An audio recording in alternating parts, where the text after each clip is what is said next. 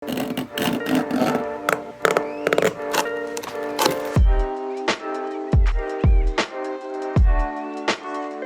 to cut open these jimgreen boots to see if they really are the best thing from South Africa since Elon Musk. So we've got some fun stuff coming up this month, even though I've got coronavirus, and thanks to everyone who wished me well. I'm doing really good. I just feel like I have a cold. It's not as bad, and my employees have quarantined me off. There's a big plastic wall and the heating's turned off. So we're just running off the gas heater in the back, so there's no potential air contamination. So we're doing it safe. We're still shipping orders, and I'm still making videos as long as I still feel good. So right now we're up and running. Now let's go over the boot information. So the brand is jimgreen. The model is a Razorback. They come in tan and brown. I've been wearing the browns around for quite a while. Well, not quite a while, like probably 3 weeks. Probably put 75 miles in them. And then these I haven't even touched, and these are probably the ones we're gonna cut in half.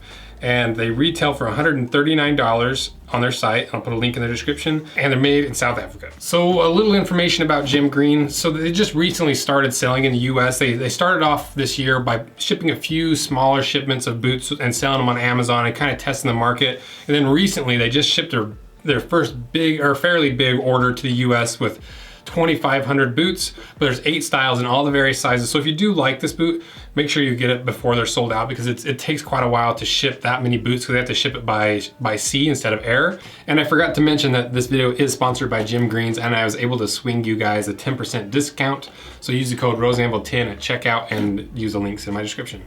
Jimgreen is a 3-generation boot and shoe making company. They're hugely popular in South Africa, and even before they started shipping boots over here, people are already requesting me to review them. So it's fun to finally have them here in the US and to be able to review them and cut them in half. And them being 100% made in South Africa kind of allows them to jump through some loopholes to give you a boot for a more affordable price that would usually be a higher price. So there's 3 things that Jimgreen has done. The first one is because they're made at 100% in South Africa, like I've said 50 times, they fall under the AGOA Trade Act that reduces tariffs when are brought into the US. So they're automatically a lot more affordable to bring into the US. The second thing is they're a duty-free export, so they don't have to pay export prices when they leave the country. And then the third thing is South Africa's depreciating exchange rate allows these boots to be made for a higher price in South Africa, but sold for a better price in America. So the whole idea, and the people that love these boots claim that they're a $200 boot for the price of $139. Usually you see that kind of claim from direct-to-consumer brands based on the materials and how they're getting them and cutting out the middleman. But what's interesting is Jimgreen is like, hey, we don't have to pay as much taxes, we don't have to pay any export fees, and the exchange rate is in your guys' favor. So it's kind of refreshing to see a company be 100% open of how they're able to get a boot to a price, not just off of materials, which I thought was kind of cool. So let's go over the information that we can kind of gather before cutting these in half, starting with the leather. This leather is a full grain chrome tan leather. It's 2.2 millimeters thick, and it's got a medium temper. And the really interesting thing about this upper is that this is a single piece of leather that wraps all the way around and back. You've got obviously a different piece for the padding and this bellows tongue and stuff. The reason it's hard to find a single piece leather upper like this in an affordable boot is it takes a lot of leather to cut out that big of a piece, and you can't get quite as many per hides to get the right quality leather, versus if you're only doing small pieces, it's a lot easier to get a lot of pieces out and kind of fit around scars. As for the lining leather, we got a calfskin liner up top here that on the website says it's 1.6 millimeters. Then we got a flesh out liner that lines pretty much the entirety of the rest of the inside of the boot. And then to the construction, so this is a stitched down construction where the upper, instead of being tucked underneath and having a welt sewn to it, it's flanged out and then stitched to the midsole and sometimes the outsole depending on the boot. I really like this type of construction because you're not standing on that rib of the welt the entire day. And so if you've got wide feet, a stitched down construction is usually significantly more comfortable. Plus these boots already have a pretty wide toe box, so these are a really good boot for people with wide feet. Moving down to the sole, so this is Jimgreen's rubber outsole. It's about the same hardness as the Vibram outsole I tested on the Chippewa.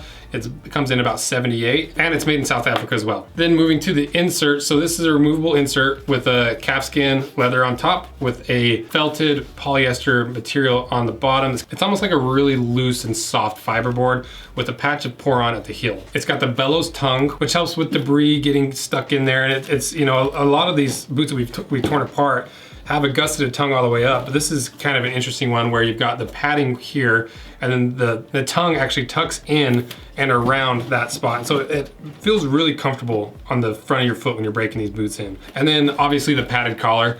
And this is a pretty soft padding. You know, sometimes you get a boot that's really hard padding and it wears your, like the back of your leg out. But I didn't have any issues at all with this when I was breaking it in. And obviously we got these eyelets here that aren't eyelets. It's more, I don't know what they even call these.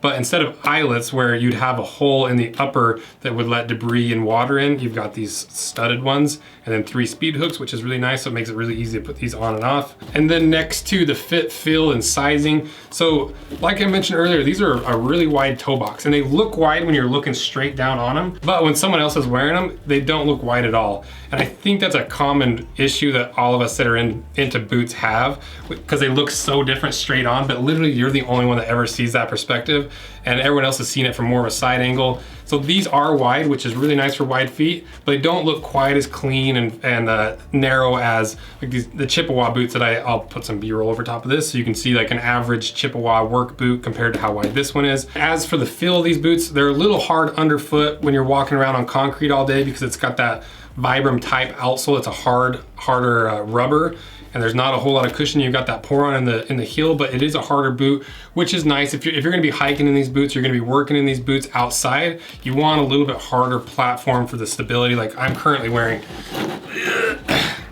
these Redbacks, and you do not want to wear these on rough terrain because you don't have that same stability that you get from a harder outsole. So it's a trade-off either way. It's definitely not a boot for long days on hard concrete, but for outdoors or outdoor work, it looks like it's a great boot. And then to sizing, so I measured a 10 on the Brannock, and I got a size 10, and they fit me perfectly, but I have a pretty narrow foot. So if you've got a wide foot, I would go half a size up from your Brannock. If you've got an average or slightly narrow foot like me, I would go with your Brannock size. So I think that covers pretty much everything that we know before cutting it in half.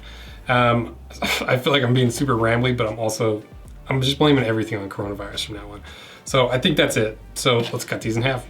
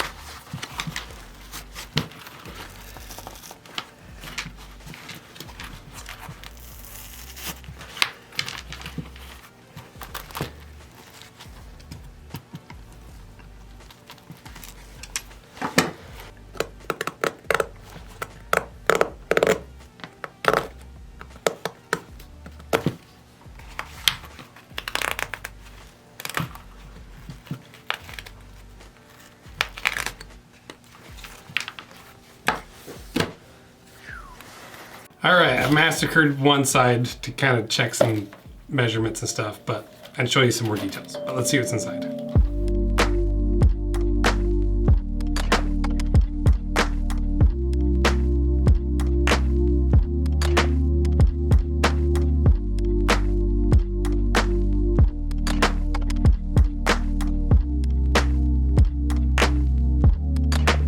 Okay, now let's kind of go through the layers, starting with the outsole and working our way up. So you can see we got the rubber outsole, we got some voids in the heel. And if you remember with the Carhartt video, I complained about the voids in the heel, and that was because it was a softer foam. With the harder rubber, you want these voids because it gives you a little bit more squish in your heel and makes it a little bit more comfortable, and it's not gonna wear out, so you don't have to really worry about it. Moving up to the midsole. So this midsole is a polyurethane based fiberboard, and it's a lot harder and a lot denser and a little bit thicker than most of the fiberboard that we see. So it's gonna be a longer lasting material. It just doesn't break into your foot as much. And then on this one, you can see the steel shank in there between the outsole and the midsole. And then moving up to the insole. So this is another polyester based fiberboard it's similar to a Texon fiberboard, but a lot harder. And it doesn't seem like it separates nearly as much. It's just a stiffer and harder version of fiberboard. Moving up to the lining leather. So you can see here how the lining is tucked underneath of the insole and sandwiched between the midsole and the insole.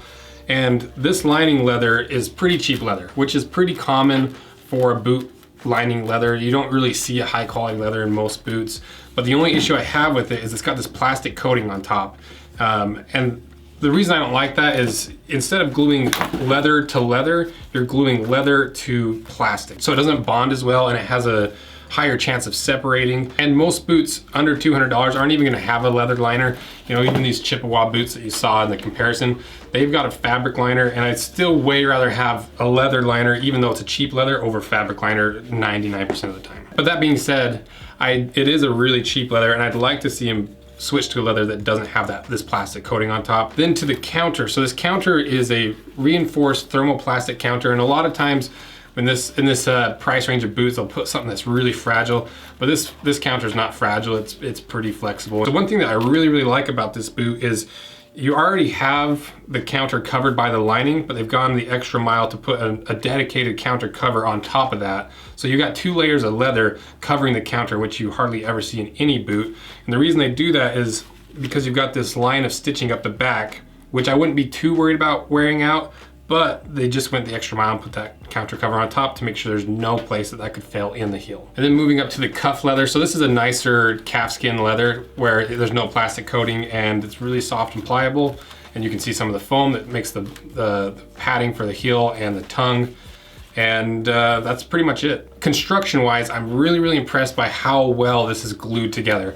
Because in a work boot or a hiking boot where you're putting a boot through a lot of stress and strain, you don't want these layers separated and independently moving around, because you get those squeaks and you get premature wear because of that little bit of movement. And because they're so well cemented together, and the type of construction, whereas it's a traditional stitched down construction, it's easy to resole. You don't have to send these back to Jim Greens to be resoled. You can take them to any cobbler and they'll be able to just peel this outsole off once it's worn out and put a new one on. And as long as they're a competent cobbler, you shouldn't have any issues with it, and it'll be a really affordable resole. So now let's go over the pros and cons of this boot, starting with the pros. So I really like this single piece of leather for the upper. It cuts down on any stress points or failure points that might be caused by 2 pieces of leather being stitched together. And I really like the look of these boots. They're a nice casual boot if you want to wear them that way. They're a nice hiking boot with the bellows tongue, and you can work in them. So they're just a good all-around boot that you could wear to work and then wear them casually and pull them off just fine.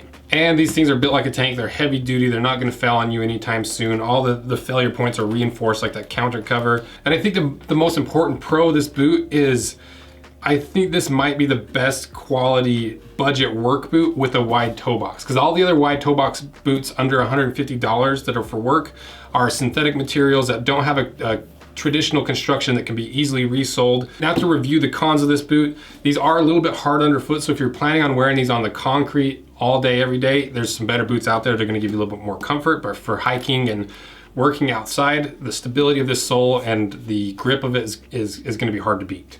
I don't love this leather liner. That could be improved. And you know, there's no leather in the sole construction, which you're gonna see in a higher price boot. You know, even these Chippewa that I got for $200, the only leather in the sole is the welt. You know, the rest is built really similarly to these boots. So it's pretty common for this price range. So now the big question is, are these a $200 boot for $139 or cheaper if you use the discount code? To me, they clearly are. And I'm basing that on all the other boots that I've cut apart that are in that $200 price range. You know, like the Thorogoods, Doc Martens, Timberlands, Steel Blue. Everything inside this boot tells me that it should be sold for that $200 price range, but you're getting them for a cheaper price because of all the things that we mentioned earlier. So overall, I'm completely blown away by the quality and more importantly, the value of this boot. You know, because I've cut apart boots that are better boots, but I don't think I've cut apart a better boot per dollar than this boot, because it's $139 and you get a lot of the features that you would see and a lot of the quality you'd see in a $200 plus boot. So let me know what you guys think, and if you think I'm off on this in any way, let me know which layer you think I'm off on or what part you think I'm off on. And if there's a better value per dollar boot out there, let me know what you think is better than this boot. And if you are gonna order these, don't forget to use the discount code RoseAnvil10 at checkout. And they only shipped over 2,500 boots, and that's over 8 models and all the various sizes. So there's a limited amount per size per boot. So if you're interested in these, make sure you get them before they're out of stock, because shipping them all the way from South Africa to the US, it takes a while. So if you miss your opportunity, you might have to wait a couple months to get a pair of these. And thank you guys for everything you do. And if you're not subscribed, consider subscribing. It makes a huge difference. I'm trying to get to that 300,000 subscriber mark by the end of the year.